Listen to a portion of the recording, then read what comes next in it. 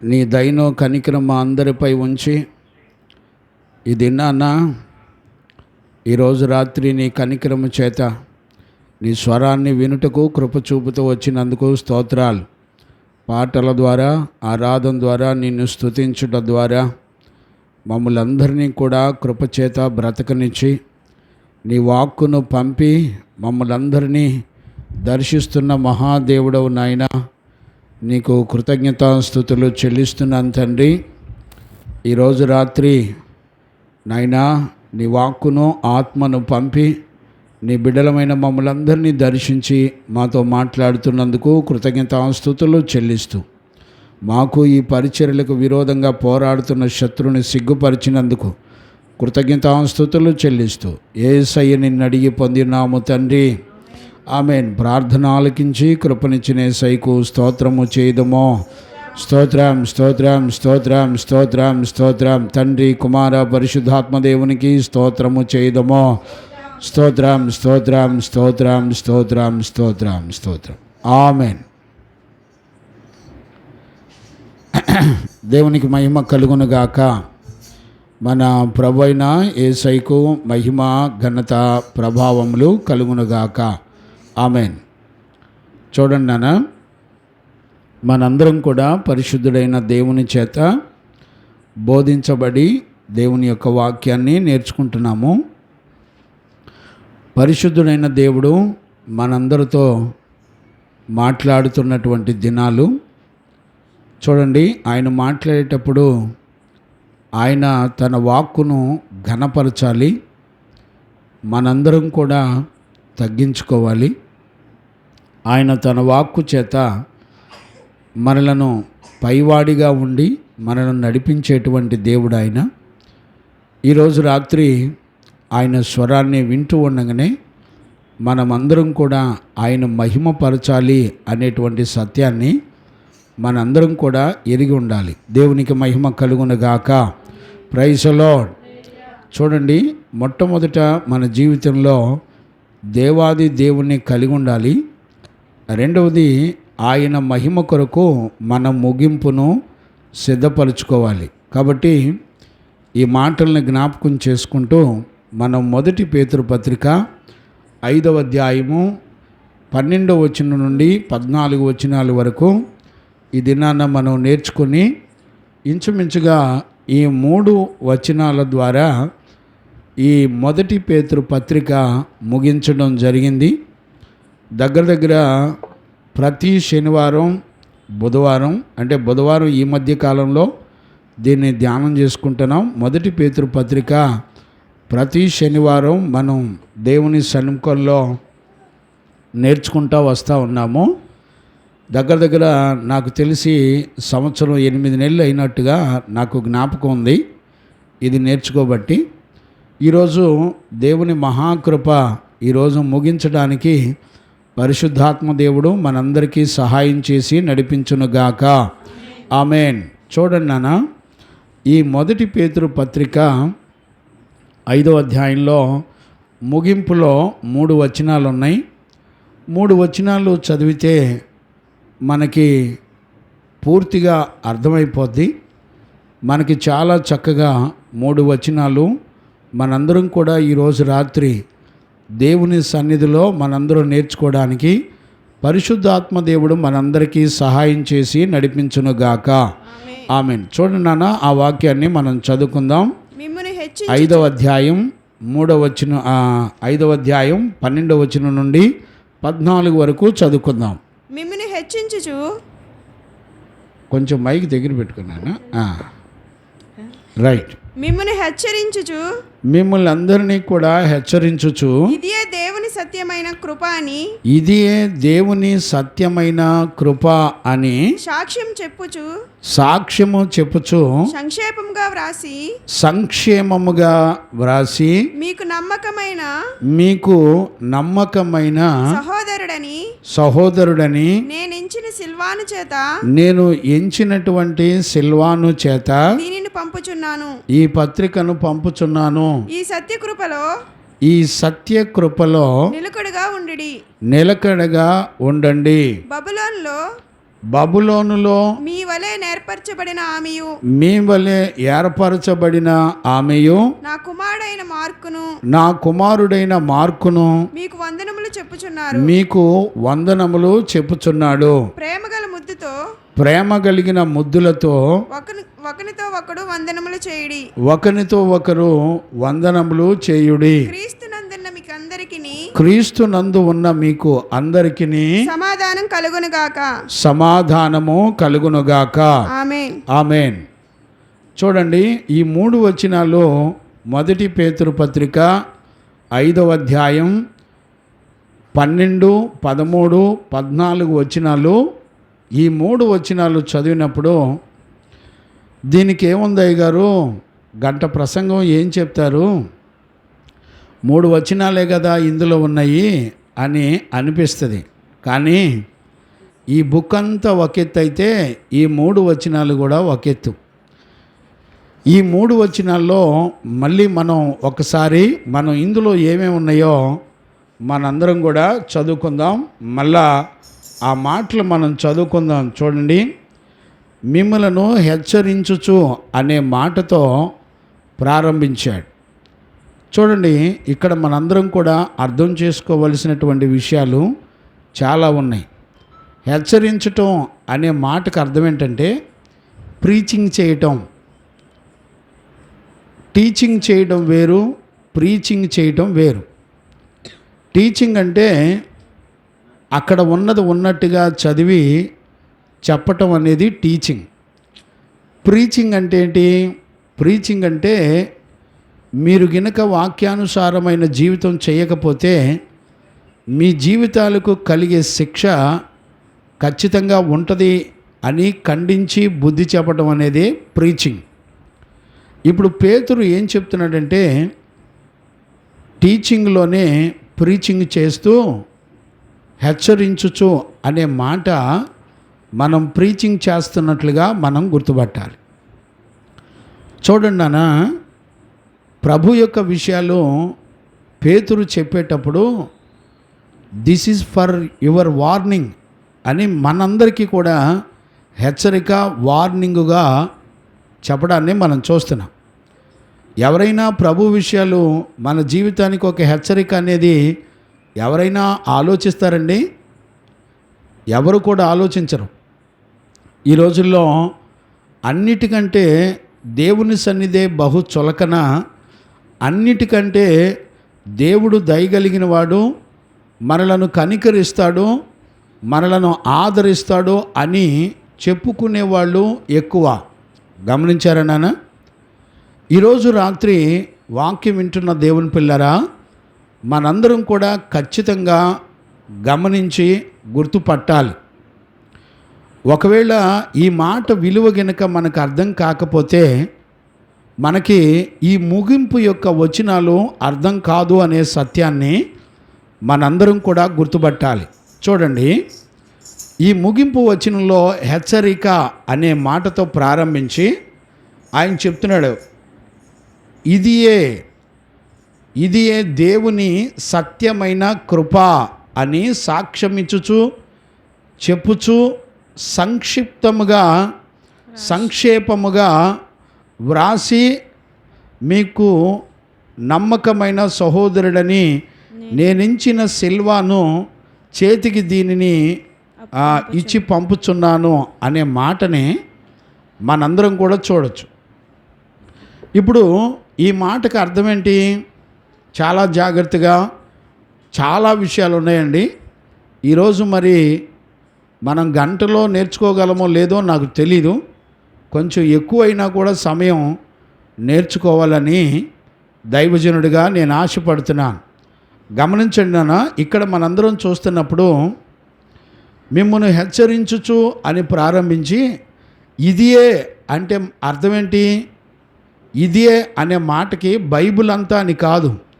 ఇదియే అంటే అప్పుడు చేతిలో ఉన్నది ఈ పేతురు రాసినటువంటి ఈ పత్రిక ఉంది.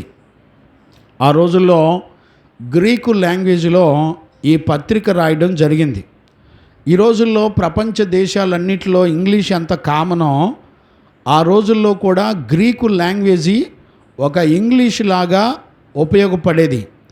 ఆ రోజుల్లో గ్రీకు లాంగ్వేజ్ కూడా ఎక్కువ మంది ప్రజలు గ్రీకు భాషను మాట్లాడేవాళ్ళు. కనుక ఆ రోజుల్లో పేతురు ఈ పత్రికను రాసినప్పుడు ఆయన ఏం చెప్తున్నాడంటే ఇదియే ఏం చెప్తున్నాడు, ఈ పత్రిక అంటే మొదటి పేతురు పత్రిక 1వ అధ్యాయం 1వ వచనం నుండి మొదటి పేతురు పత్రిక 5వ అధ్యాయం 14 వచనాల వరకు ఉన్నటువంటి పరిశుద్ధాత్ముడు చెప్పినటువంటి సంగతులన్నీ కూడా ఇదియే అని అర్థం. ఇప్పుడు పేతురు ఏమంటున్నాడంటే ఇదియే దేవుని సత్యకృప అని. చూసారా? అంటే ఈ పేతురు పత్రిక 1వ అధ్యాయం 1వ వచనం నుండి 5వ అధ్యాయం 14 వచనాల వరకు ఏ వాక్యాలంటే ఇదే దేవుని కృప అని మనం దేవుని యొక్క వాక్యాన్ని చూస్తున్నాం. ప్రిన్సీ, నీకు దెబ్బలు పడతాయి. గమనించారా? చాలా జాగ్రత్తగా మనందరం దేవుని వాక్యాన్ని అర్థం చేసుకోవాలి. ఇదే సత్యమైన దేవుని కృప. చూసారా? సత్యం అంటే ఎవరు? యేసుక్రీస్తు. కృప అంటే ఎవరు? యేసయ్య మన మీద చూపించినటువంటి కృప. కృపకు అర్థం ఏంటి చెప్పండి? కృపకు అర్థం ఏంటంటే మనందరికీ యోగ్యత అర్హత లేకపోయినా దేవుని కృప ప్రతి పాపికి అర్హతను యోగ్యతను ఇచ్చి పరలోకానికి, అంటే దేవుడు మన కొరకు సిద్ధపరిచిన దేవుని యొక్క రాజ్యానికి సిద్ధపరిచేదే దేవుని కృప. అంటే ఈ 5 అధ్యాయాలన్నీ కూడా సత్యముతో కూడిన దేవుని కృప. గమనించారా? అంటే ఈ 5 అధ్యాయాల్లో ఉన్నటువంటి విషయాలన్నీ కూడా మనందరం నేర్చుకోవాలంటే ఇదంతా ఏంటో తెలిసిన సత్యమైన దేవుని కృప. చూడండి, నిజం వేరు, సత్యం వేరు. గమనించారా? చాలామంది నిజాన్ని నమ్మేవాళ్ళు ఉన్నారు, కానీ దేవుని వాక్యం అనే సత్యాన్ని నమ్మేవాళ్ళు ఎవరూ లేరు. గమనించారా? ఈరోజు రాత్రి దేవుని వాక్యాన్ని వింటున్న దేవుని పిల్లరా, మనందరం కూడా గుర్తుపట్టవలసినటువంటి విషయాన్ని గమనించాలి. ఏంటిది అనంటే ఈ వాక్యాలు, అంటే ఈ మొదటి పేతురు పత్రిక అంతా కూడా సత్యము, రెండవది దేవుని కృప. గమనించారా? ఈ సత్యము అనేది దేవుని వాక్యము సత్యము, పరిశుద్ధాత్మ సత్యము, కృపావరములు సత్యము, ఆత్మ సంబంధమైన ఫలములు సత్యము అని, మరి బాప్తిస్మము సత్యము అని అనేకమైనటువంటి ఆధారాలు ఉన్నాయి బైబిల్లో. నీ వాక్యము సత్యమని యేసు ప్రభు స్వయంగా ఆయన తన నోటితో మాట్లాడిన విషయాలు ఉన్నాయి. యోహాను సువార్త 17వ అధ్యాయము 17వ వచనంలో ఆ మాటలు రాయబడ్డాయి. ఆ మాటలో ఒక మాటను నేను చదువుతాను, అంటే చాలా విషయాలు ఉన్నాయి. 17వ అధ్యాయం 17వ వచనం. సత్యమందు వారిని ప్రతిష్ఠ చేయుము, నీ వాక్యమే సత్యము. గమనించారా? ఇక్కడ దేవుని యొక్క వాక్యం అంతా కూడా సత్యము. అంటే ఇప్పుడు పేతురు చెప్పే సత్యం ఏంటి అనంటే, పేతురు రాసిన పత్రిక అంతా కూడా సత్యము. అంతేకాకుండా ఇందులో విషయాలన్నీ కూడా దేవుని కృప వలన మాత్రమే మనము పొందుకున్నాము అనేటువంటి సత్యాన్ని మనందరం కూడా గమనించవచ్చు. దేవునికి మహిమ కలుగునుగాక. Praise the Lord. హల్లెలూయా. ఇక్కడ ఈ విషయాలు చెబుతున్నప్పుడు 3 వ్యక్తుల గురించి పేతురు చెప్తున్నాడు. ఒకటి సిల్వాను గురించి చెప్తున్నాడు, రెండవది ఆమె అని చెప్తున్నాడు, మూడవది మార్కు అని చెప్తున్నాడు. అంటే 3 వ్యక్తులను గురించి కూడా ఇక్కడ ఈ విషయంలో రాయబడినటువంటి విషయాన్ని మనం గమనించవచ్చు. ఇప్పుడు సిల్వాను గురించి ఎందుకు చెప్తున్నాడు? ఆమె అంటే ఆమె ఎవరు? అలాగే మార్కు గురించి ఎందుకు చెప్తున్నాడు అనంటే, వీళ్ళందరూ కూడా అపోస్తులుడైన పౌలు దగ్గర ఎదిగినటువంటి వారు. సిల్వా, మార్కు వీళ్ళిద్దరూ కూడా అపోస్తులుడైన పౌలు దగ్గర ఎదిగినటువంటి వాళ్ళు. చూడండి, మార్కు కూడా మనకి శిష్యుడే, అంటే 12 మందిలో ఒక శిష్యుడు. మార్కు కూడా, ఈ మార్కు సువార్తను రాసింది కూడా మార్కే, ఇక్కడున్న మార్కే. అంటే వీళ్ళు అందరూ, అంటే వీళ్ళ ముగ్గురు గురించి ఎందుకు ఈ మాటలు ఇక్కడ జ్ఞాపకం చేశాడంటే, వీళ్ళందరూ కూడా ఒక సత్య సంబంధమైన దేవుని కృపలో పాలు పంపులు కలిగినటువంటి వ్యక్తులు అనేటువంటి విషయాన్ని కూడా మనం గుర్తుపట్టాలి. ఇప్పుడు పేతురు దగ్గర ఎవరున్నారంటే సిల్వా ఉన్నాడు, మార్కు ఉన్నాడు, ఆమె అనే సంఘము కూడా ఉంది. గమనించారా? ఇక్కడ చూడండి, సిల్వాను గురించి మనం ఇక్కడ గమనించవలసినటువంటి అతి శ్రేష్టమైన విషయాలు ఉన్నాయి. సిల్వాను గురించి మనం తెలుసుకోవాలంటే అపోస్తుల కార్యాల్లో సిల్వాను గురించి రాయబడ్డాయి. చూడండి నాన్న, చూడండి, శిలా అంటే, శిలా అనే పేరుకి సిల్వా అన్న శిలా అన్న ఒకటే. శిలా అనే మాట గ్రీకు పదం, సిల్వా అంటే అది లాటిన్కి సంబంధించినటువంటి పదం. గమనించారా? కానీ ఈ 2 పదాలకు అర్థం మాత్రం ఒకటే. శిలా అన్న సిల్వా అన్న ఒకటే. గ్రీకులోనేమో శిలా అంటారు, సిల్వా అంటేనేమో లాటిన్లో ఆ పదాన్ని సిల్వా అంటారు.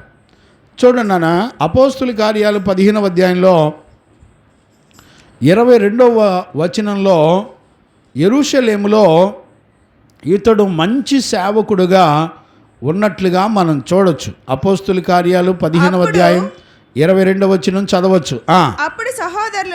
అప్పుడు సహోదరులలో ముఖ్యులైన బర్సబ్బా అను మారుపేరు గల ముఖ్యులైన బర్సబ్బా అను మారుపేరు గల యోదాను శీలను తమలో ఏర్పరచుకుని, ఇప్పుడు చూడండి, వాళ్ళు యెరూషలేము మందిరంలో చక్కగా ఏర్పరచుకున్నటువంటి వ్యక్తులు. వాక్యం విను, గమనించారా? అంటే అపోస్తుల దగ్గర సంఘములో ఏర్పరచబడిన సంఘ పెద్ద, మంచి నమ్మకమైన పరిచారకుడు ఎవరు? సిల్వా. గమనించారా? అంతేకాకుండా ఇక్కడ అపోస్తుల కార్యాలు 32:40లో కూడా అతడు ఒక మంచి ప్రవక్తగా కూడా ఉన్నట్టుగా మనం చూడొచ్చు. అపోస్తుల కార్యాలు 22:40 అనుకుంటా, చూడనా?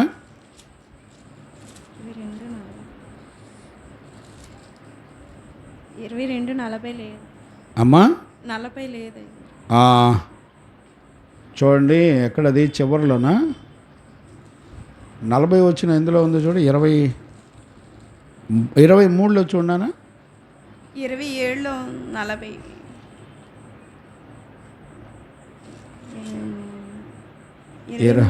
అమ్మా, 23 కూడా 40 లేదు. 27లో 40 ఉంది. చదువునానా? 27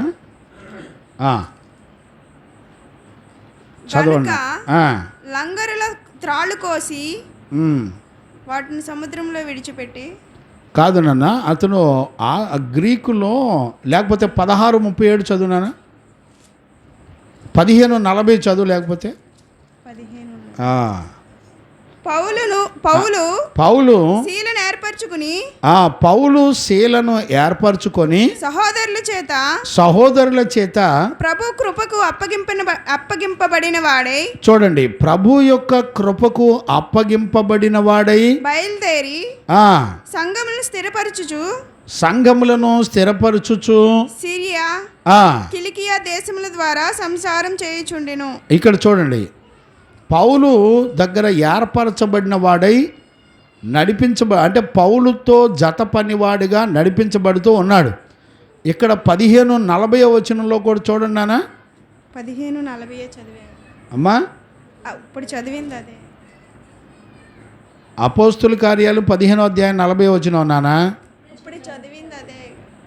ఇప్పుడు చదివింది అదే కదా. పౌలు సహోదరులను ఏర్పరచబడిన వారును పౌలు శీలను ఏర్పరచుకుని, అది దేవునికి మహిమ కలుగునుగాక. ఏర్పరచుకొని సహోదరుల చేత ఆ ప్రభు కృపకు అప్పగింపబడిన వాడై ప్రభు యొక్క కృపకు అప్పగింపబడిన వాడై బయలుదేరి సంఘములను స్థిరపరచుచు సిరియా సిరియా కిలికియా దేశముల ద్వారా సిరికియా దేశముల ద్వారా సంచారము చేయుచుండెను. అంటే పౌలుతో పాటు అనేక ప్రాంతాల్లో తిరుగుతూ సంచారం చేస్తున్నాడు. ఇక్కడ చూడండి 16:37 కూడా మనం చూడొచ్చు. అయితే పౌలు వారు న్యాయం విచారింపకయే రోమీలమైన మమ్మను బహిరంగముగా కొట్టించి చెరసాలలో వేయించి ఇప్పుడు మమ్మను రహస్యంగా వెళ్ళగొట్టుదురా మేము ఒప్పము. వారే వచ్చి మమ్మను వెలుపలికి తీసుకుని పోవాలని చెప్పాను. గమనించారండి? ఇలాగా ఎక్కడ చూసినా శ్రమలలోనైనా, అలాగే కొరింథీలో, తెస్సలోనిక సంఘంలో, ఇలా అనేక సంఘాల్లో పౌలుతో పాటు మరి సిల్వా కూడా పరిచర్యలు చేసినట్లుగా పరిశుద్ధ లేఖనాల్లో రాయబడి ఉంది. ఇప్పుడు చూడండి, రెండవ పేరు ఏంటంటే ఆమె అని రాయబడింది. ఆ మాట కూడా చదవండినా. బబులోనులో మీ వలె ఏర్పరచబడిన ఆమెయు అంటే బబులోను అనే మాటకి అర్థం ఏంటంటే, వాస్తవానికి బబులోను అనే అర్థం ఏంటంటే, ఆ మాటకి అర్థం ఏంటంటే చెదిరిపోయి ఉన్న సంఘాలు. చూడండి, ఇశ్రాయేలు ప్రజల్ని బబులోను బానిసలుగా తీసుకెళ్ళిపోయింది కదా, అక్కడ కోడు భాష ఉపయోగించడం జరిగింది. అంటే బబులోను కాదు, రోమాలోనే చెదిరిపోయిన సంఘాలు. ఇప్పుడు మనం మొదటి అధ్యాయంలో మనం చదువుకున్నాం కదా, చూడండి, 1 పేతురు పత్రిక 1వ అధ్యాయము 2వ వచనం 3వ వచనం నుండే ప్రభువుకు యేసుక్రీస్తు తండ్రి అయిన దేవుడు స్తుతింపబడును గాక. మృతుల్లో నుండి యేసుక్రీస్తు తిరిగి లేచుట వలన జీవముతో కూడినటువంటి నిరీక్షణ మనకు కలుగునట్లుగా అనగా స్వాస్యము మనకు కలుగునట్లు ఆయన తన విశేష కనికరము చొప్పున, గమనించారా నాన్న, ఆయన తన విశేష కనికరము చొప్పున మనల్ని మరలా జన్మింపజేసెను. గమనించారా? దేవునికి మహిమ కలుగును గాక. Praise the Lord. అంటే ఇక్కడ చెదిరిపోయిన సంఘాలకు ఆయన పేతురు రాస్తున్నాడు. అంటే ఆమె అనే మాటకు అర్థం ఏంటంటే సంఘము అని అర్థం. సంఘాన్ని స్త్రీగా పోల్చబడింది. గమనించారా? ఇక్కడ ఈ మాటను తీసుకొని రకరకాలుగా ఆలోచించే వాళ్ళు చాలామంది ఉంటారు. వాస్తవానికి ఆ మాటకు అర్థం అక్కడ బబులోను అంటే రోమన్సు క్రైస్తవులను బబులోను చెరలుగా బంధించేటువంటి పరిస్థితులు అక్కడ ఉన్నట్టుగా మనం చూస్తున్నాం. గమనించారా నాన్న? అందుకనే ఇక్కడ ఆమె అంటే సంఘము అంటే చెదిరిపోయినటువంటి వాళ్ళు అని అర్థం.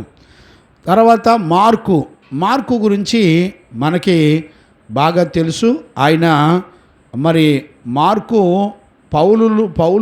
పౌలు అపోస్తులతో చాలా చక్కటి పరిచర్య చేసినటువంటి వారు. సిల్వా, మార్కులు వీళ్ళు మనందరికీ తెలిసినటువంటి సంగతి. ఇక్కడ 3 విషయాలు చెప్పిన తర్వాత 14వ వచనంలో మనం చదివితే పేతురు ఏమని రాస్తున్నాడంటే, క్రీస్తునందు ఉన్న మీకు అందరికిని సమాధానం కలుగును గాక. చూడండి, మీకు అందరికిని సమాధానము కలుగును గాక అనేటువంటి మాటని మనం చూడొచ్చు. గమనించారా నాన్న? అంటే ఇప్పుడు ఈ పత్రిక ద్వారా మనకి కలిగేది ఏంటి అంటే సమాధానము. చూడండి, ఈ సమాధానం అనేది మనుషుల వల్ల వచ్చేది కాదు. సంతోషం, సమాధానం అనేది కేవలం మనుషుల వల్ల వచ్చేది కాదు. ఇది కేవలం దేవుని వలన వచ్చేది అనేటువంటి సంగతి మనకి చెప్పబడింది. ఇప్పుడు ముగింపులోకి వచ్చేసాం, అయిపోయింది. గమనించారా? ఇక 14 ముగింపులో మీరు ప్రేమతో ఒకరినొకరు ముద్దు పెట్టుకొనుచు వందనములు చెప్పుడి, క్రీస్తునందున్న మీ అందరినీ సమాధానము కలుగునుగాక, ఆమెన్. అంతే. చూసారా? 3 వచనాలు మనం చక్కగా చదువుకున్నాం, అయిపోయింది. ఇంకా ఏం వాక్యం చెప్పాలండి? దీనిలో ఏం నేర్చుకోవాలి? ఏం నేర్చుకోవడానికి మనందరం కూర్చోవాలి? ఆలోచించారా? ఇక్కడ అతి ప్రాముఖ్యమైనటువంటి విషయం ఏంటంటే, మనందరికీ అర్థం కావాల్సింది 12వ వచనంలో ఉన్నటువంటి సంగతి మనకు పరిపూర్ణంగా అర్థం కావాలి. ఈ 12వ వచనంలో ఆ సంగతి చాలా విలువైంది. ఆ మాటను మనం మరొకసారి చదువుకుందాం. చూడండి. మిమ్మలను హెచ్చరించుచు ఇదియే దేవుని సత్యమైన కృప అని, ఇదియే దేవుని సత్యమైన కృప అని సాక్ష్యము చెప్పుచు సంక్షేమముగా వ్రాసి మీకు నమ్మకమైన సహోదరుడు అని నేనెంచిన సిల్వాను చేత దీనిని పంపుచున్నాను. గమనించారా? దేవునికి మహిమ కలుగును గాక. ఇక్కడ మనందరం గమనించాల్సింది ఏంటంటే, ఇప్పుడు ఈ 1 పేతురు పత్రిక 1వ వచనం నుండి 1వ అధ్యాయం 1వ వచనం నుండి 5వ అధ్యాయం 14 వచనాల వరకు ఉన్న సంగతులన్నీ కూడా ఇదియే దేవుని సత్య కృప అని చెప్పాడు. ఇప్పుడు మనకందరికి అర్థం కావాల్సింది ఏంటంటే, సత్యం అంటే ఏంటి, కృప అంటే ఏంటి అనే 2 మాటలే ఈ 5 అధ్యాయాల యొక్క పూర్తి సారాంశము. ఇప్పుడు నేను ఇంచుమించుగా ఈ 5 అధ్యాయాల్లో ఒక 10 అంశాలు, మెయిన్ ఇంపార్టెంట్ వచనాలు నేను చెప్తాను. ఆ 10 వచనాల యొక్క సంపూర్ణత, ఆ 10 విషయాల యొక్క సంపూర్ణత మనలో ఉండటమే మనము దేవుని యొక్క కృపను, సత్య సంబంధమైన వాక్యములోను ఆయన కృపలోను మనము సంపూర్ణమై దేవుని యొక్క రాకడలో ఆయన మహిమకు సిద్ధపడగలము. ఇక్కడ ప్రాముఖ్యమైన 10 విషయాలు ఏంటంటే, ఇక్కడ చూడండి, ఒక్కొక్క విషయాన్ని నేను జ్ఞాపకం చేస్తాను, మీకు మరలా గుర్తు చేస్తాను. చూడండి నాన్న, ఈ 5 అధ్యాయాల్లో ఉన్న ప్రాముఖ్యమైన అంశాలన్నీ కూడా 10 అంశాలుగా నేను వీటిని మీకు తెలియచేస్తాను. చూడండి, మొట్టమొదటిది ఇక్కడ ఈ కృపకు సంబంధించిన, సత్యానికి సంబంధించిన అతి ప్రాముఖ్యమైన విషయం ఏంటంటే, త్రిత్వమయున్న దేవుని ప్రత్యక్షపరచటం అనేది అతి ప్రాముఖ్యమైనది. ఈ త్రిత్వమయున్న దేవుని గురించినటువంటి సంగతులు నువ్వు ఎరిగి ఉండటమే దేవుని యొక్క కృప, సత్యము. గమనించారా? ఇక్కడ పేతురు యొక్క హృదయంలో ఉన్నటువంటి అతి ప్రాముఖ్యమైనటువంటి అనుభవాన్ని మనం చూడొచ్చు. జాగ్రత్తగా అర్థం చేసుకోండి. ఇప్పుడు సత్యం అంటే ఏంటి, దేవుని కృప అంటే అర్థం ఏంటి అనంటే, త్రిత్వమయున్న దేవుని నువ్వు ఎరిగి ఉండటమే సత్యము. త్రిత్వమయున్న దేవుడు నీ కొరకు ఏవేం కార్యాలు చేశాడో అది ఎరిగియుండి నీవు కృతజ్ఞత కలిగిన మనస్సు కలిగిన వాడిగా ఉండటమే దేవుని యొక్క కృప, సత్యములు అని అర్థం. ఇప్పుడు చూడండి, చాలామంది అంత్య దినాల్లో చాలామంది యెహోవాయే దేవుడు, యేసుక్రీస్తు అసలు దేవుడు కాదు, ఆయన ఒక ప్రవక్త అని చెప్పేవాళ్ళు చాలామంది ఉన్నారు. 1 యోహాను పత్రిక 2వ అధ్యాయంలో గనుక మనం చూస్తే అక్కడ 5, 6, 7 వచనాల్లో ఉంటాయి అనుకుంటాను. ఎవడు యేసుక్రీస్తును దేవుడిగా అంగీకరించడో వాడే అబద్ధ క్రైస్తు. ఆయన వాక్యము ఎవడు గైకొనెను వానిలో దేవుని ప్రేమ నిజముగా పరిపూర్ణమాయెను. ఆయన యందు నిలిచిన్నవాడనని చెప్పుకునేవాడు, ఆయన యందు నిలిచి ఉన్నానని చెప్పుకునేవాడు ఆయన ఎలాగ నడుచుకునెను అలాగే తానును నడుచుకున్న బద్ధుడై ఉన్నాడు. మనం ఆయన యందు ఉన్నామని దీని వలన తెలుసుకుని ఉన్నాము. గమనించారా నాన్న? ఇక్కడ 17 అమ్మా 2:5 మొదటి 2:5 మరియు ఆయన పూర్వకాలం ముందు లోకమును విడిచిపెట్టక, అది కాదు నాన్న, ఇది చదువుతున్నానా? 5:5 చదువు. క్షమించండి నాన్న, మొదటి యోహాను పత్రిక 2వ అధ్యాయం కదా. రైట్. ఎవడు క్రీస్తుని అంగీకరించడో వాడే అబద్ధికుడు అని ఉంటుందమ్మా. 14 ఆయన ఎరిగి ఉన్నామని చెప్పుకొనుచు ఆయన ఆజ్ఞలు గైకొనని వాడు అబద్ధికుడు, వానిలో సత్యము లేదు. గమనించారా? కాదు నాన్న. సరే, మీరు అక్కడ చదువుకోండి. అక్కడ రాయబడి ఉంటుంది, ఎవడు క్రీస్తును దేవుడుగా అంగీకరించడో వాడే అబద్ధికుడు అని ఉంటుంది. ఆ మాటను మీరు జాగ్రత్తగా గమనించండి. అంటే ఇక్కడ మనకు అర్థం కావలసినటువంటి అతి ప్రాముఖ్యమైన విషయం ఏంటంటే, త్రిత్వమై ఉన్న దేవుడు మీ కొరకు ఏ ఏ కార్యాలు చేశాడు అనేటువంటి విషయాన్ని మనం గుర్తుపట్టాలి. గమనించారా? అది గుర్తుపట్టడం అనేదే దేవుని కృప. గమనించారా? ఒకవేళ అది గనక గుర్తుపట్టకపోతే నువ్వు ఖచ్చితంగా దేవుని కృపలో ఉండేవాడివి కాదు అనేటువంటి సత్యాన్ని మనందరం కూడా ఎరిగి ఉండాలి. ఇప్పుడు చూడండి, తండ్రి నిన్ను ఏర్పరచుకున్నాడు, కుమారుడు తన ప్రాణం పెట్టి నిన్ను విమోచించుకున్నాడు, పరిశుద్ధాత్ముడు నిన్ను పరిశుద్ధపరుచుకున్నాడు. గమనించారా? అంటే త్రిత్వమై ఉన్న దేవుడు నిన్ను ఏం చేశాడు అనంటే, మళ్ళీ ఆ మొదటి 2-3 వచనాలు చదువునానా. మొదటి పేతురు పత్రిక 1వ అధ్యాయము, మిమ్మును హెచ్చరించుచు. మొదటి పేతురు పత్రిక 1వ అధ్యాయము 1, 2, 3 వచనాలు. యేసుక్రీస్తు అపోస్తలుడైన పేతురు తండ్రి అయిన దేవుని భవిష్యత్ జ్ఞానమును బట్టి, ఇప్పుడు చూడండి, తండ్రి అయిన దేవుని యొక్క భవిష్యత్తు జ్ఞానమును బట్టి ఆత్మ వలన పరిశుద్ధత పొందిన వారై, ఇప్పుడు చూడండి, ఆత్మ వలన పరిశుద్ధత పొందిన వారై విధేయులగుటకును యేసుక్రీస్తు రక్తం వలన ప్రోక్షింపబడుటకును ఏర్పరచబడిన వారికి అనగా గమనించారా? పొంతు, గలతియా, కప్పదోకియా, ఆసియా, మిథునియా అను దేశముల యందు చెదిరిన వారిలో చేరిన, గమనించారా? చెదిరిపోయినటువంటి వారికి ఈ శుభమని రాస్తున్నాడు. అంటే తండ్రి నిన్ను ఎలా ఏర్పరచుకున్నాడు, కుమారుడు నీ పాపముల కొరకై ఆయన ప్రాణాన్ని ఎలా పెట్టాడు, అలాగే పరిశుద్ధాత్ముడు నిన్ను పరిశుద్ధపరిచి నిన్ను ఎలా సిద్ధపరచుకున్నాడు అనే సంగతులు దేవుని కృప అని అర్థం. ఈ సంగతులన్నీ కూడా దేవుని కృప వలన మన జీవితంలో జరిగాయి. ఈ విషయాలు మనందరం కూడా గుర్తుపట్టాలి.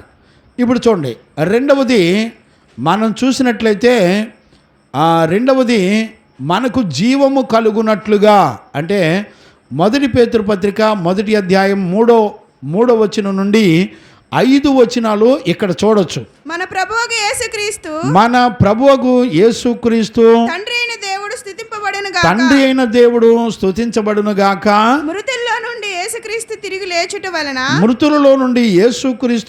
లేచుట వలన జీవముతో కూడిన నిరీక్షణ మనకు కలుగునట్లు. గమనించారా? జీవముతో కూడిన నిరీక్షణ.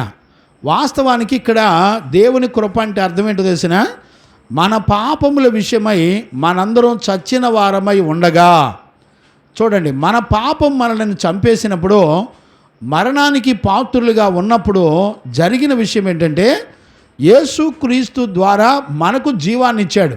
అంటే మనకు మరణించిన మనకు బ్రతకనిచ్చి మరలా పాపమనే పాతాళమనే నరకాగ్ని గుండ నుండి నిత్య జీవంలోనికి, అంటే పరలోకానికి మనల్ని సిద్ధపరిచాడు. నేను అడుగుతున్నాను, ప్రపంచంలో ఏ వ్యక్తినైనా నరకం నుండి తప్పించి మరణము లేని జీవం ఇచ్చి పరలోకానికి సిద్ధపరిచింది ఎవరంటే దేవుని కృప, దేవుని యొక్క సత్యము.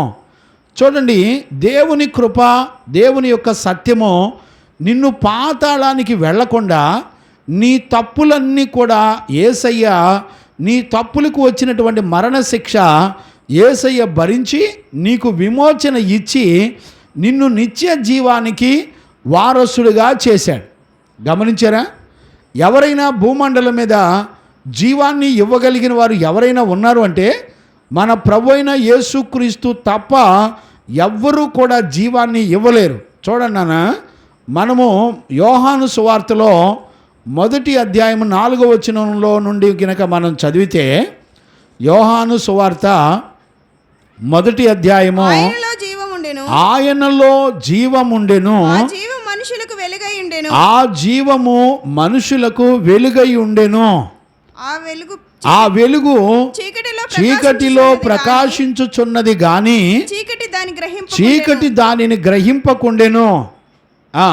దేవుని యొద్ద నుండి పంపబడిన ఒక మనుషుడు, చూడండి, గమనించారా నాన్న? ఆయనలో జీవముండెను, ఆ జీవము మనుషులను వెలిగించుచుండెను. గమనించారా? జీవం ఎవరిలో ఉంది అంటే జీవము గల దేవునిలోనే ఉంది. ఇప్పుడు చూడండి, చచ్చిపోయిన స్థితిలో, మన పాపం బంధించబడిన స్థితిలో మనల్ని రక్షించి విమోచించి మనకి నిత్య జీవాన్ని ఇచ్చింది ఎవరంటే యేసుక్రీస్తు. గమనించారండి? ఈ రోజున గమనించగలిగిన వాళ్ళు ఎవ్వరూ కూడా లేరు అనేటువంటి సత్యాన్ని మనం చూడవచ్చు. ఇప్పుడు చూడండి, మూడవది, ఇప్పుడు 2 అయిపోయినాయి. ఇప్పుడు చూడండి, చనిపోయిన మనకు జీవం ఇవ్వటం కూడా సత్యము, అది దేవుని కృప. చూడండి, తండ్రి, కుమారుడు, పరిశుద్ధాత్ముడు మనలను ఏర్పరచుకొని మనకు విమోచన ఇచ్చి మనలను పరిశుద్ధపరిచిన దేవుని గుర్తించగలిగి ఆయనకు కృతజ్ఞత కలిగిన వారిగా ఉండటం అనేది దేవుని యొక్క కృప. ఇది మనుషులకు సత్యము. గమనించారా? మూడవది చూడండి, ఈ 1 పేతురు పత్రిక 1వ అధ్యాయం 6వ వచనం నుంచి 9 వచనాల వరకు మనం చూసుకోవచ్చు. ఇందులో ఏముంటుందంటే మనకు దేవుడు అనుగ్రహించిన సంతోషం ఉంటుంది. గమనించారా? ఇప్పుడు సంతోషం ఎక్కడి నుంచి ఉంటుంది చూడండి. ఇందువలన మీరు మిక్కిలి ఆనందించుచున్నారు కానీ అని 6వ వచనం ప్రారంభంలో పేతురు రాస్తున్నాడు. ఇందువలన అంటే అర్థం ఏంటి? పైన జరిగిన 5 వచనాల్లో ఉన్న సంగతులు. పైన ఏమేమి వచనాలు ఉన్నాయి చూడండి. తండ్రి నిన్ను ఏర్పరచుకున్నాడు, కుమారుడు నీ కొరకు ప్రాణం పెట్టాడు, పరిశుద్ధాత్ముడు నిన్ను పరిశుద్ధపరిచాడు. చూసారా? చనిపోయిన నిన్ను నూతన జన్మ అనుభవం ద్వారా, అంటే నీటి బాప్తీసం ద్వారా, నూతన జన్మ అనుభవం ద్వారా నీకు నిత్య జీవాన్ని దేవుడిచ్చాడు. ఇప్పుడు చూడండి, ఇవే మనిషికి సంతోషాన్ని ఇచ్చేది. గమనించారా? ఇప్పుడు చూడండి, ఇక్కడ మనం చదువుకునేటప్పుడు ఇక్కడ చూడండి 3వ వచనంలో నిరీక్షణ, విశ్వాసము, పరిశుద్ధత అనేటువంటి ఈ 3 విషయాలు మరి మనకు జీవమును ఇచ్చేవిగా 3 నుంచి 5 వచనాల్లో రాయబడ్డాయి. ఇప్పుడు గమనించారా? ఇప్పుడు చూడండి, ఏది సత్యము, ఏది దేవుని కృప అనంటే, ఇప్పుడు చూడండి, మనకి నిరీక్షణ అనేది దేవుని కృప, విశ్వాసం అనేది దేవుని కృప, పరిశుద్ధ జీవితం అనేది దేవుని యొక్క కృప. గమనించారా? ఈ గుణాలు అన్నిటిని బట్టి ఇప్పుడు 6వ వచనం ప్రారంభంలో ఏమని రాశాడు? ఎందువలన పైన మీకు అనుగ్రహించబడిన వాటిని బట్టి అని అర్థం. గమనించారా? వాటిని బట్టి ఇందువలన మీరు మిక్కిలి ఆనందించుచున్నారు. ఇప్పుడు మన ఆనందం ఎందులో ఉందండి చెప్పండి? మన ఆనందం దేనిలో ఉంది? నువ్వు కొత్త కారు కొనుక్కోవటం వలన ఆనందం ఉందా? లేకపోతే కొత్త బిల్డింగ్ కట్టుకోవడం వలన ఆనందం ఉందా? స్థలాలు కొనుక్కోవటం వలన ఆనందం ఉందా? ఇప్పుడు చూడండి, ఈ లోకం కూడా మనకి ఆనందాన్ని ఇస్తాను రమ్మని పిలుస్తుంది. చూసారా? చాలామంది మన జీవితంలో లోకంలో ఆనందం ఉందని మనం చాలా ఆ ఆనందాల్లో అనుభవిస్తూ మోసగించబడి ఒక రోజున మనందరం కూడా నష్టపోయి బాధపడినటువంటి వాళ్ళు చాలామంది ఉంటారు. అంతేనా కదా? లోకాన్ని నమ్ముకొని లోకం మనకు సంతోషాన్ని ఇస్తుందని చెప్తుంది. ఇప్పుడు చూడండి, అప్పులు చేసి వడ్డీలు చేసి లోకం నిన్ను మంచి హై క్లాస్ బిల్డింగ్ కట్టుకోమని చెప్తుంది. గమనించారా? ఇప్పుడు అప్పులు వడ్డీలు తీరక నువ్వు మహాశ్రమ పడతావు. గమనించారా? ఇందులో నీకు సంతోషం ఉండదు. నువ్వు మంచి కారు కొంటావు, అప్పు చేసి కొంటావు, అది కనుక తీరకపోతే నీ పరిస్థితి ఏంటి చెప్పండి? ఒకవేళ యాక్సిడెంట్ అయ్యి పాడైపోయింది అనుకోండి, ఏంటి పరిస్థితి? ఇప్పుడు నువ్వు లోకంలో నిన్ను ఆశతో నిన్ను పిలిచి నీకు సంతోషం ఎక్కువ రోజులు లేకుండా నిన్ను మోసం చేసేదే లోకం. గమనించారా? అందుకనే దేవుడు అంటాడు, నీకు ఒక ఆనందాన్ని సంతోషాన్ని ఇచ్చేది ఏంటో తెలిసినా, ఇదిగో దేవుని యొక్క కృప.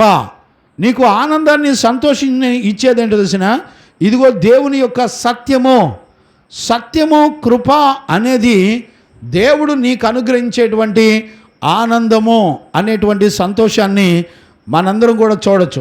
కంటిన్యూ చేయనా? ఇందువలన మీరు మిక్కిలి ఆనందించుచున్నారు గాని అవసరమును బట్టి శోధనల చేత ప్రస్తుతమున కొంచెము కాలము మీకు దుఃఖము కలుగుచున్నది, నశించిపోవచ్చున్న సువర్ణము అగ్ని పరీక్ష వలన. 8వ వచనం కంటిన్యూ చేయనా? మీరు ఆయనను చూడకపోయినను ఆయనను ప్రేమించుచున్నారు, ఇప్పుడు ఆయనను కనులారా చూడకయే విశ్వసించుచున్నారు.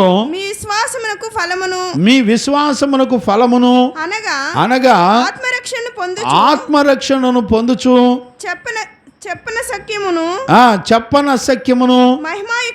మహిమాయుక్తములనైన సంతోషము గలవారై ఆనందించుచున్నారు. ఇప్పుడు దేన్ని బట్టి నీకు ఆనందం చెప్పండి? దేన్ని బట్టి ఆనందం అండి? దేన్ని బట్టి నీకు సంతోషం? ఈ రోజుల్లో చాలామంది దేన్ని బట్టి ఆనందించాలో తెలియదు. ఇప్పుడు చూడండి, ఓట్లకు డబ్బులు ఇచ్చే దాన్ని బట్టి ఆనందిస్తారు. ఈ ఆనందం ఎక్కువ రోజులు ఉండదండి. నేనంటాను, గవర్నమెంటు చట్టమే ఓటుకు డబ్బులు తీసుకుంటే శిక్షా విధికి పాత్రులని చెప్తున్నప్పుడు, ఇప్పుడు ఓటుకు డబ్బులు తీసుకొని ఆనందపడడం నాకు అర్థం కావట్లా. గమనించారా? ఇది మనుషులు గవర్నమెంట్ దృష్టికే ఇది తప్పు అని, శిక్షా విధికి పాత్రులని గవర్నమెంటే చెప్తుంటే, ఈ రోజున పర్వాలేదులేండి అనేవాళ్ళు చాలామంది ఉన్నారు. గమనించారా? ఎప్పుడు కూడా ఇలాంటి బ్రతకూడదు. మీకు ఒక విషయం చెప్పనా?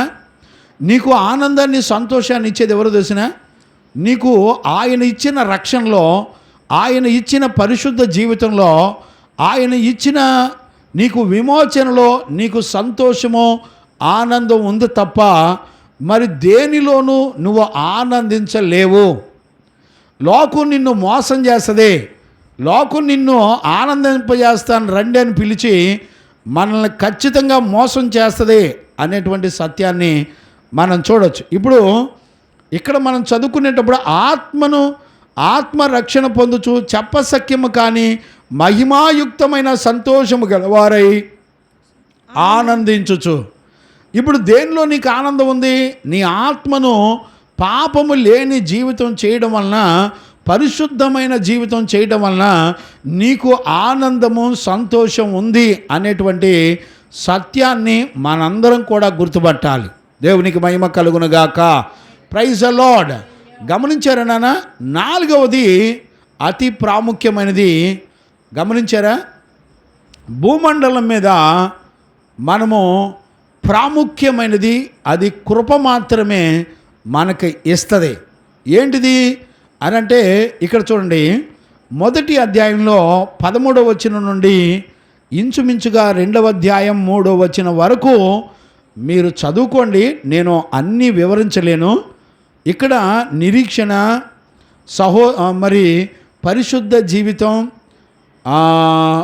దేవుని భయం లేని జీవితం, అలాగే సహోదర ప్రేమ, అలాగే దేవుని యొక్క వాక్యము, ఇవన్నీ కూడా ఈ 5 రకాల గుణాలన్నీ కూడా 1 పేతురు పత్రిక 13వ అధ్యాయం నుంచి 2వ అధ్యాయం 3వ వచనం వరకు ఉంటాయి. 5 సంపూర్ణమైన గుణాలు.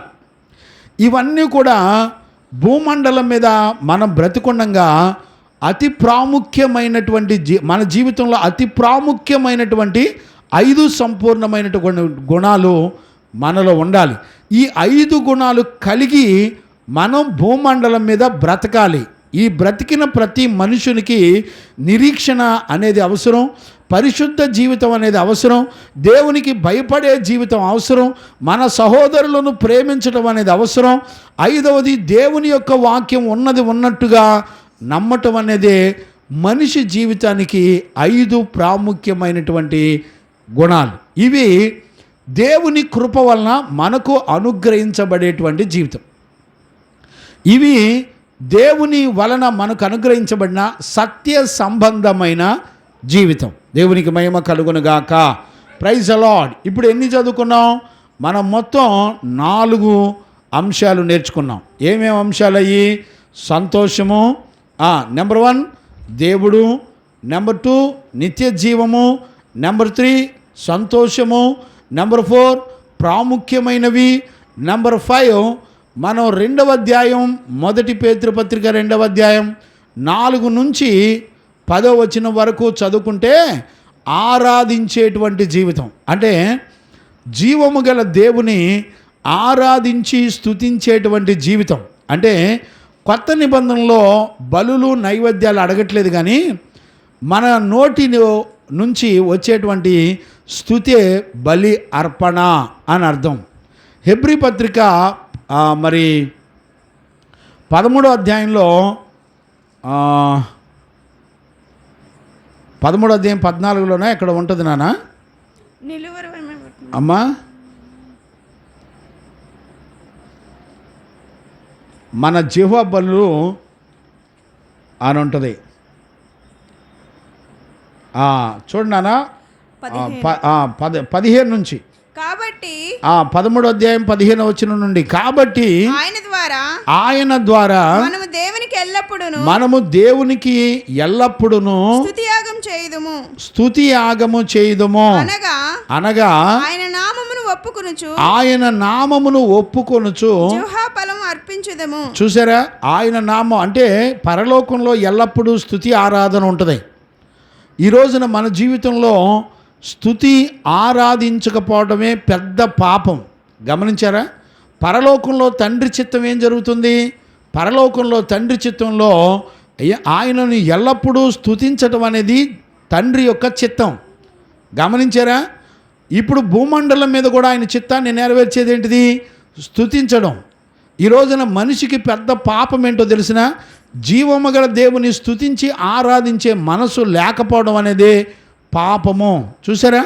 దేవుని స్తుతించి ఆరాధించడానికి మనము దేవుని యొక్క మందిరానికి వస్తామండి, రాము.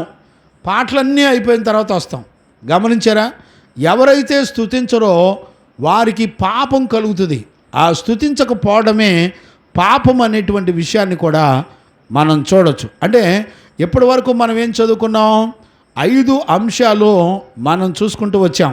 6వది 2వ అధ్యాయము 13వ వచనం నుండి 3వ అధ్యాయము 7వ వచనం వరకు ఇక్కడ మనము రిలేషన్షిప్ని కలిగి ఉండాలి. అంటే సంబంధాలు కలిగి ఉండాలి. ఏంటా రిలేషన్షిప్? ఏంటా సంబంధాలు అంటే ప్రభుత్వముతో. చూడండి, ఇక్కడ 2వ అధ్యాయం 13వ వచనం నుంచి చదువునానా. మనుషులు నియమించు ప్రతి కట్టడకును, చూడండి, మనుషులు నియమించు ప్రతి కట్టడకును ప్రభు నిమిత్తమై లోబడి ఉండుడి, ప్రభు నిమిత్తమై లోబడి ఉండండి, రాజు అందరికిని అధిపతి అనియు. చూడండి, గమనిస్తున్నారా నాన్న? ప్రభు నిమిత్తమై లోబడి ఉండండి, రాజు అందరికిని అధిపతి అనియు, రాజు అందరికీ అధిపతి అనియు, నాయకులు దుర్మార్గులకు ప్రతిదండన చేయుటకును సన్మార్గులకు మెప్పు కలుగుటకును రాజు వలన పంపబడిన వారనియు వారికి లోబడి ఉండండి. చూసారా? మన ప్రభుత్వములకు సమాధానకరంగా మనం లోబడాలి. ఎందుకో తెలిసిన, ప్రభుత్వం ఏం చేస్తుందంటే దుర్మార్గులకు ప్రతిదండన చేస్తుంది, మంచి పనులు చేసిన వారిని గవర్నమెంటు సత్కరిస్తుంది. ఇప్పుడు చూడండి, పద్మ విభూషణ్ ఏంటేంటో ఇస్తూ ఉంటారు. చూసారా? అంటే సంఘంలో సమాజంలో మంచి పనులు చేసిన వాళ్ళను కూడా గవర్నమెంటు ప్రభుత్వం సత్కార్యం చేస్తుంది. అదే ఆ తప్పుడు పని చేస్తే ఖచ్చితంగా ప్రతిదండన చేస్తుంది. గమనించారా? అంటే శిక్ష వేస్తుంది. గుర్తుపట్టారా నాన్న? కనుక ప్రభుత్వాలతో మనందరం కూడా క్రైస్తవులు అనబడిన వాళ్ళు చక్కటి సమాధానము కలిగిన వారిగా ఉండాలి. ప్రిన్సీ సరిగూర్చో. గమనించారా? దేవునికి మహిమ కలుగునుగాక. ఇప్పుడు చూడండి, ప్రభుత్వాలతో సంబంధం కలిగి ఉండాలి. మన తోటి స్టాఫ్తో అంటే సహ ఉద్యోగస్తులతో కూడా సంబంధాలు కలిగి ఉండాలి. మన దాసులతోనూ యజమానులతోనూ సరైన సంబంధాలు కలిగి ఉండాలి. భార్యాభర్తలు కూడా సరైన సంబంధాలు కలిగి ఉండాలి. అలాగే మరి సంఘములో కూడా మనము సరైన సంబంధాలు కలిగి ఉండాలి అని ఇలాగా 2వ అధ్యాయం 13 నుంచి 3వ అధ్యాయం 7వ వచనం వరకు కూడా మరి మనం ఎవరెవరితో సంబంధాలు కలిగి ఉండాలో దేవుని యొక్క వాక్యం స్పష్టంగా రాయబడి ఉంది. దేవునికి మహిమ కలుగునుగాక. ఇవన్నీ కూడా నేను ప్రతి వచనాన్ని వివరించడం కష్టం, కానీ ఇవన్నీ మీరు చదువుకోండి. ఏది దేవుని కృపో అర్థం చేసుకోండి. అందరితో సమాధానం కలిగిన వారమై ఇటు గవర్నమెంట్తో కానివ్వండి, ఇటు సహ ఉద్యోగస్తులతో కానివ్వండి, ఇటు యజమానులతో కానివ్వండి, దాసులతో దాసురాళ్లతో కానివ్వండి, లేకపోతే మరి సంఘముతో కానివ్వండి, భార్య భర్తలు కానివ్వండి, కుటుంబ వ్యవస్థలు కానివ్వండి, ఇవన్నిటిలో నువ్వు సమాధానం కలిగి బ్రతకటం అనేదే దేవుని యొక్క కృప, దేవుని యొక్క సత్యము. ఇప్పుడు ఈ జీవితం మనలో జరుగుతుందండి. అందరితో సమాధాన సంబంధమైన జీవితం మనలో ఉందండి. ఈ లోకం ఇచ్చే సమాధానం వేరండి. దేవుడిచ్చే సమాధానంలో ప్రాముఖ్యంగా పరిశుద్ధ జీవితం ఉంటుంది. ఏ వ్యక్తినైనా నువ్వు ప్రేమించాలన్నా, ఏది చెయ్యాలన్నా క్రీస్తు మనకు చూపించిన పరిశుద్ధతలో నుండి నువ్వు ప్రేమించాలి. నువ్వు ప్రభుత్వాన్ని గౌరవించగలిగిన పరిస్థితులు నీలో ఎప్పుడు వస్తుంది అంటే దేవుని యొక్క ప్రేమలో ఉన్నటువంటి గుణాలు నీలో ఉంటేనే. గమనించారా? లేకపోతే మనలో ఉండవు అనేటువంటి సత్యాన్ని కూడా మనం చూడవచ్చు. ఇప్పుడు మొత్తం మనం 6 సంగతులు మనం నేర్చుకున్నాం. 1, త్రిత్వమై ఉన్న దేవుని ఆయన చేసిన కార్యాలన్నీ ఎరుగుండటం. 2వది, మనకు జీవాన్ని చనిపోయిన వారిగా ఉన్నప్పుడు ఆయన మనకు నిత్య జీవాన్ని ఇవ్వడం దేవుని కృప. సంతోషించడం అనేది దేవుని యొక్క కృప. ప్రాముఖ్యమైనటువంటి జీవితం మనం చేయాలి. 1 నిరీక్షణ కలిగి ఉండాలి. 2వది పరిశుద్ధ జీవితం కలిగి ఉండాలి. 3వది దేవునికి భయపడాలి. 4వది మనం సహోదరులతో కలిసి ఉండాలి. 5వది దేవుని యొక్క వాక్య ప్రకారంగా జీవించాలి.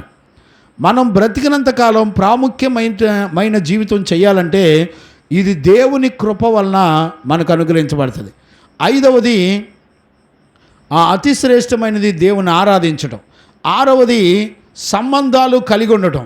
7వది చూడండి, 1 పేతురు పత్రిక 3వ అధ్యాయం 8వ వచనం నుండి 4వ అధ్యాయం 19 వరకు మరి శ్రమలలో మనం ఆయన మహిమకు సిద్ధపడేటువంటి జీవితాన్ని కలిగి ఉండాలని, శ్రమలలో మనల్ని నిందించే వారి పట్ల ఎలాగుండాలి, మనలను అవమానించే వారి పట్ల మనం ఎలాగుండాలి అనే విషయాలు మనకు రాయబడి ఉన్నాయి. ఇక్కడ చూడండి నాన్న, 1 పేతురు పత్రిక 8-9 వచనాలు చదవండి నాన్న. 3వ అధ్యాయం 8-9 వచనాలు చదవండి నాన్న. తుదకు మీరందరూ ఇప్పుడు చూడండి, ఏక మనస్కులై ఒకరి సుఖ దుఃఖముల యందు ఒకరు పాలుపడి సహోదర ప్రేమ కలిగిన వారుగాను చూడండి, కరుణాచిత్తులను చూడండి, ఒకరి పట్ల ఒకరు కరుణ కలిగిన వారిగా, జాలి కలిగిన వాళ్ళుగా, కటాక్షము కలిగిన వారిగా, కనికరము కలిగిన వారిగా ఉండాలి. కంటిన్యూ చేయనా.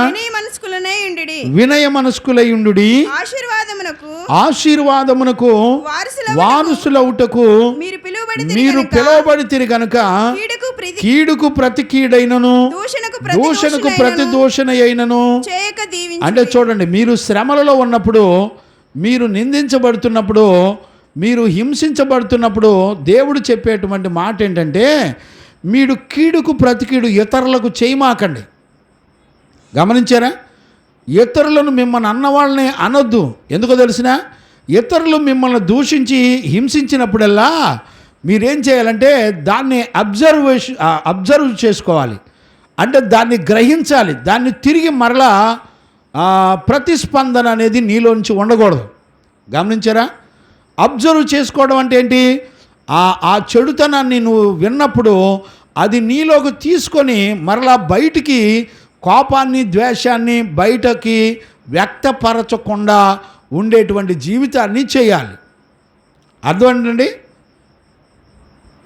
దేవునికి మహిమ కలుగునుగాక. Praise the Lord. అందుకనే శ్రమల వలన మనము ఓర్చుకొని ఇతరుల మీద కనికరపడి, మనము శ్రమలో యేసుక్రీస్తు పాపులందరూ తృణీకరించి ఆయన గాయపరిచినప్పటికీ ఆయన నోరు తెరవకుండా వారిని కనికరము చేత క్షమించెను అని రాయబడింది. గమనించారా? ఈరోజు రాత్రి వాక్యం వింటున్న దేవుని పిల్లరా, మనము మరి చూడండి నాన్న, ఇక్కడ 2వ అధ్యాయంలో చూడండి నాన్న, 1 పేతురు పత్రిక 2వ అధ్యాయం 21 నుంచి 23 వచనాలు చూడండి నాన్న. క్రీస్తు కూడా మీ కొరకు బాధపడి మీరందరూ తన అడుగుజాడల్లో నడుచుకొనవలెనని మీకు మాదిరి ఉంచిపోయెను. ఆయన పాపము చేయలేదు. ఆయన నోట ఏ కపటమును కనబడలేదు. ఆయన దూషింపబడి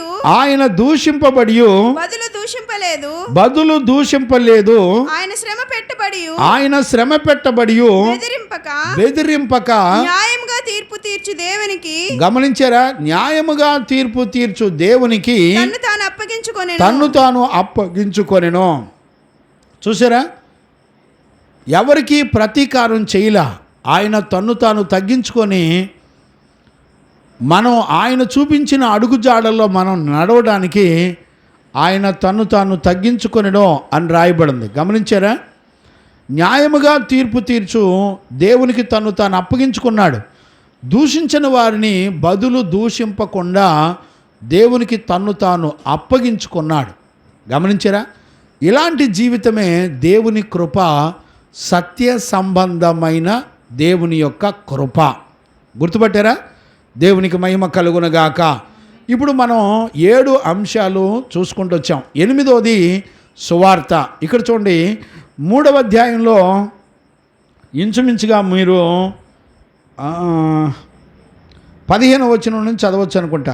నిర్మలమైన మనస్సాక్షి కలిగిన వారై మీలో ఉన్న నిరీక్షణను గూర్చి మిమ్మును హేతు అడుగు ప్రతివానికి సాత్వికముతో భయముతోనూ సమాధానము చెప్పుటకు ఎల్లప్పుడూ సిద్ధముగా ఉండుడి. మీ హృదయముల యందు క్రీస్తును ప్రభువుగా ప్రతిష్ఠించుడి. అప్పుడు మీరు దేని విషయమై దుర్మార్గులని దూషించబడుదురో దాని విషయమై క్రీస్తు యేసునందున్న మీ సత్ప్రవర్తన మీద అపనింద వేయి వారు సిగ్గుపడుదురు. దేవుని చిత్తము అలాగున్న ఎడల కీడు చేసి శ్రమపడుట కంటే మేలు చేసి శ్రమపడుటే బహుమంచిది. యాలయనగా మనము దేవుని యొద్దకు తెచ్చుటకు అనీతిమంతుల కొరకు నీతిమంతుడైన క్రీస్తు శరీర విషయంలో చంపబడి ఆత్మ విషయంలో బ్రతికింపబడి. గమనించారా? ఇవన్నీ కూడా మీరు చదువుకోండి.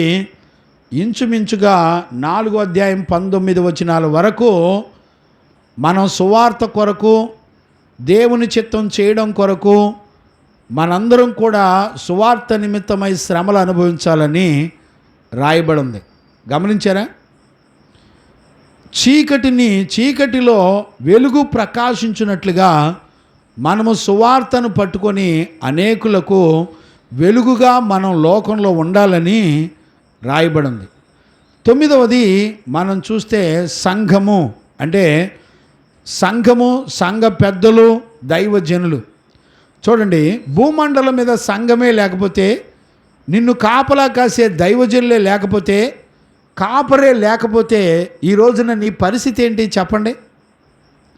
ఏదో ఒక కాపరి నిన్ను కాపలా కాసి నీకు దేవుని యొక్క వాక్యం చెప్పి నిన్ను సంఘములోకి చేర్చి నిన్ను సంఘములో లోకములో నుండి వేరు చేసి లోకమనే చీకటి అంధకారము నుండి నిన్ను వేరు చేసి నిన్ను రక్షించి పరిశుద్ధుల సంఘములో చేర్చి పరిశుద్ధ యాజక సమూహములో నిన్ను చేర్చి సంఘ పెద్దలు నిన్ను హెచ్చరించుచు నువ్వు తప్పు చేసినప్పుడల్లా బుద్ధి చెప్పుచు సరిచేస్తూ నిన్ను కాపాడే కాపరులు గనక లేకపోతే ఎంత ప్రమాదమో మన బ్రతుకులకు మనకు అర్థమైపోద్ది. ఇప్పుడు చెప్పండి, గమనించారా? సంఘము మనకెంత అవసరం? ఈ సంఘము 5వ అధ్యాయం 1 వచనం నుంచి 9 వచనాల వరకు రాయబడింది. చివరిదిగా 10-11 వచనాల్లో దేవుని మహిమను గురించి రాయబడింది. తన నిత్య మహిమకు చూడండి, తన నిత్య మహిమకు క్రీస్తు నందు ఉన్న ఇప్పుడు చూడండి, నిత్య మహిమకు దేవుడు మనలను పిలిచిన సర్వకృపానిధియగు దేవుడు కొంచెము కాలము మీరు శ్రమపడిన పిమ్మట ఇప్పుడు చూడండి, దేవుని యొక్క కృపా సత్యమట మిమ్మల్ని ఆయనే పూర్ణులుగా చేస్తాడంట. స్థిరపరిచి బలపరిచెను. నిన్ను సంపూర్ణునిగా చేస్తాడు, నిన్ను స్థిరపరుస్తాడు, నిన్ను బలపరుస్తాడు. ఈ కార్యాలన్నీ చేసేది ఎవరు? సత్యము. ఈ కార్యాలన్నీ చేసేది ఎవరు? కృప.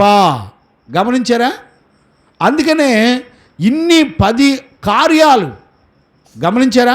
10 సంగతులు ఇవన్నీ కూడా ఏంటో తెలిసిన కృపా సత్యం. ఇప్పుడు వీటి గురించే పేతురు సంపూర్ణంగా రాశాడు, మనకి తెలియజేశాడు. ఈరోజు దేవుని యొక్క వాక్యాన్ని వింటున్న దేవుని పిల్లరా, ఆయన మహిమకు అనే మాటకు అర్థం ఏంటో తెలిసిన చదవండి. ఇంకొక మాట నేను చదివించి ముగిస్తాను. ప్రకటన పుస్తకం 21వ అధ్యాయము 22 నుంచి 22వ అధ్యాయం 4వ వచనం వరకు మీరు చదువుకోండి, తర్వాత రాసుకోండి. ప్రకటన పుస్తకం 21వ అధ్యాయము 22వ వచనం నుండి మరి 22వ అధ్యాయం 1వ వచనం నుండి 4వ వచనం వరకు కూడా మీరు చదువుకోవచ్చు. 2-3 వచనాలు చదువునానా? సర్వాధికారి అయిన దేవుడకు ప్రభువును గొర్రె పిల్లయు దానికి దేవాలయమై ఉన్నారు. ఆ పట్టణములో ప్రకాశించుటకై సూర్యుడైనను చంద్రుడైనను ఇక దానికి అక్కరలేదు. ఇప్పుడు చూడండి ఏముంటదంట?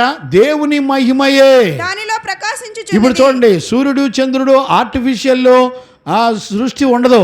అక్కడ ఆయనే నీతి సూర్యుడే ప్రకాశిస్తాడు. ఆయన మహిమ పరలోక రాజ్యం అంతా కూడా ప్రకాశిస్తుంది. ఈ వచనాలన్నీ చెప్పడానికి నాకు టైం సరిపోదు, కానీ ఇవన్నీ మీరు చదువుకోండి. గమనించారా? ఈరోజు అంటే ఈ 1 పేతురు పత్రిక దేంతో ప్రారంభించి దేంతో ముగించాడో తెలుసండి? దేవునితో ప్రారంభించాడు, మహిమతో ముగించాడు. దేవునికి మహిమ కలుగునుగాక. ఇదే సత్య సంబంధమైన కృప అంటే. ఇప్పుడు ఈ 1 పేతురు పత్రిక 5 అధ్యాయాల్లో ఉన్న విషయాలన్నీ కూడా నెంబర్ 1 సత్యము, నెంబర్ 2 దేవుని కృప. గమనించారా? దేవుని కృప అంటే అర్థం ఏంటి? వీటన్నిటిని మనం పొందుటకు మనకు ఏమాత్రం కూడా యోగ్యత లేదు.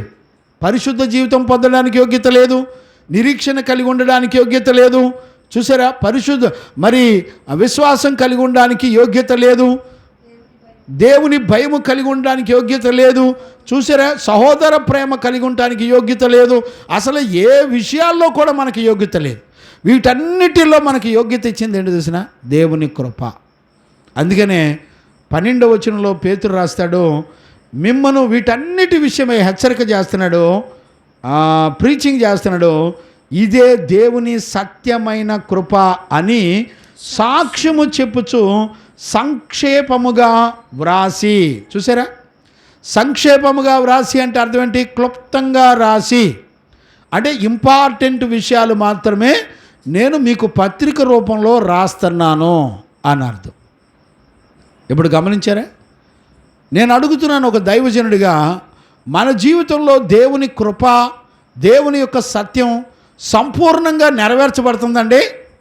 ఇప్పుడు ఈ మొదటి పేతురుపత్రికలో ఉన్న అంశాలన్నీ సత్యము, దేవుని కృప ఇవి ఉన్నాయండి. ఏం లేదండి. ఇప్పుడు ఏమన్నారు తెలిసిన? ఇల్లు కట్టుకోవడం దేవుని కృప, ఓటుకు డబ్బులు తీసుకోవడం దేవుని కృప. చూసారా ఎట్ట మలిచేస్తున్నారో? ఏది దేవుని కృప? డబ్బులు రావడం దేవుని కృప, పిల్లలు బాగా చదవడం దేవుని కృప, ఉద్యోగాలు చేయడం దేవుని కృప. బిడ్డలారా, ఇవన్నీ కృప కాదండి. కృప అనే మాటకు అర్థం ఏంటో మొదటి పేతురుపత్రిక అంతా మీరు చదవండి. నేను ఇవన్నీ కూడా 10 అంశాల్లో నేను చెప్పా. 10 అంశాలు నీ జీవితంలో కూడా సంపూర్ణం చేయబడితే ఖచ్చితంగా నువ్వు పరలోక రాజ్యంలో ఉంటావు. ఎవడు పడితే ఆడండి, ఎవడు పడితే ఆడు నేను పరలోకి వెళ్ళిపోతా అంటున్నారు. నేను అంటాను, నువ్వు పరలోకి వెళ్ళడానికి ఇక్కడ దేవుడు చెప్తున్నాడు, నువ్వు సత్యమును కృపను నువ్వు సంపూర్ణతను కలిగిన వాడివై ఉండాలి. ఏది సత్యం? త్రిత్వమై ఉన్న దేవుని కలిగి ఉండడం. ఆ త్రిత్వమై ఉన్న దేవుడు నీకేం చేశాడో దాన్ని ఎరిగి ఉండటమే దేవుని కృప. నువ్వు నీ పాపముల చేత చచ్చిన వాడవేండుగా నీకు జీవాన్నిచ్చి నడిపించడమే దేవుని యొక్క కృప.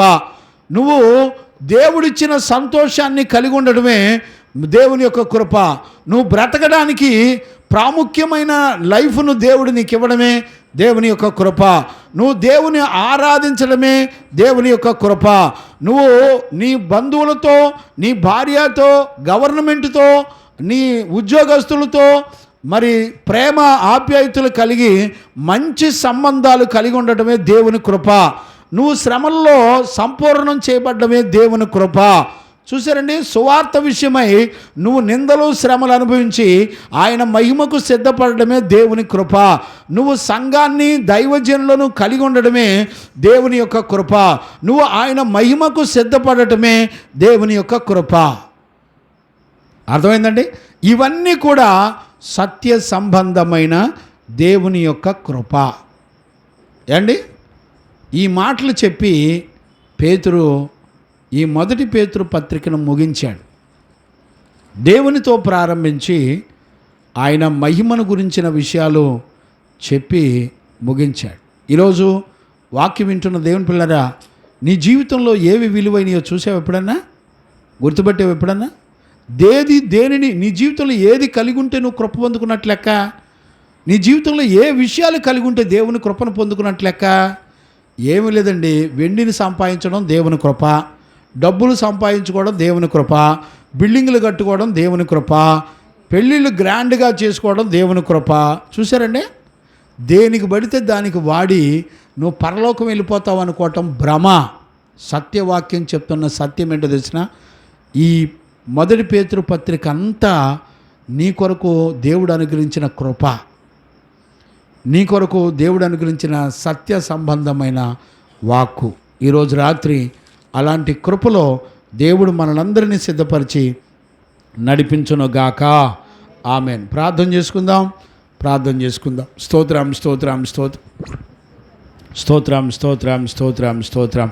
పరిశుద్ధుడా, ప్రేమ కలిగిన తండ్రి, నీ స్తోత్రం నాయనా. ఈరోజు నీ సత్యవాక్కు చేత నీ బిడ్డలమైన మమ్మల్ని అందరినీ మీరు దర్శించి మాతో మాట్లాడుతూ వచ్చినందుకు స్తోత్రాలు నాయనా. పేతురు ద్వారా ముగింపు వచనాలు, అతి శ్రేష్టమైన సంగతులన్నీ నాయనా, ఈ పత్రికలో ఉన్న సువార్త అంతా కూడా ప్రభా, సువార్త అంతా కూడా ఇది దేవుని కృపని, ఇది సత్యమని నీ వాక్యం ద్వారా మాతో మాట్లాడుతూ వచ్చినందుకు స్తోత్రాలు ప్రభా. అలాంటి అనుభవంలో మమ్మల్ని, మా కుటుంబాలను నడిపించి మహిమగల రాజ్యం కొరకై మమ్మల్ని అందరినీ మీరు సిద్ధపరిచినందుకు కృతజ్ఞతాస్తుతులు చెల్లిస్తూ యేసయ్య నిన్ను అడిగి పొంది ఉన్నాము తండ్రి. ఆమెన్. ప్రార్థన ఆలకించి కృపనిచ్చి సమాధానం చేత నడిపించిన యేసయ్యకు స్తోత్రము చేయుదమో. స్తోత్రం. తండ్రి, కుమార, పరిశుద్ధాత్మ దేవునికి స్తోత్రము చేయుదమో. స్తోత్రం. ఆమెన్. మన తండ్రి అయిన దేవుని నుండి, మన ప్రభు అయిన యేసుక్రీస్తు నుండి, పరిశుద్ధాత్మని యొక్క అన్యోన్య సహవాసము, సన్నిధి, సమాధానం విశ్వసించిన బిడ్డలకును సకల పరిశుద్ధులకును యేసయ్య కృపా సమాధానములు మనందరికీ తోడయుండి నడిపించునుగాక. ఆమేన్.